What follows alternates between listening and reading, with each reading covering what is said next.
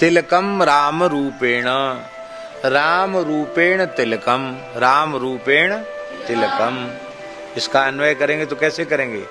राम रूपेण तिलकम, राम जी के स्वरूप से तिलक, माने जो 2 रेखाएं हैं ना, ये रघुनाथ जी का स्वरूप है, ठीक है।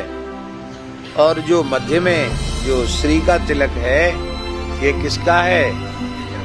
भूमिजा, भूमिजा माने श्री जानकी जी, ये जानकी जी का स्वरूप है।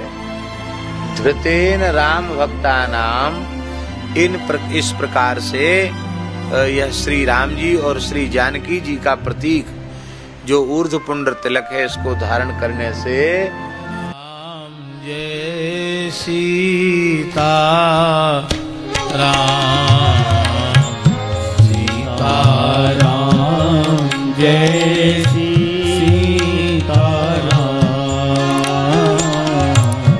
राधे श्याम जय।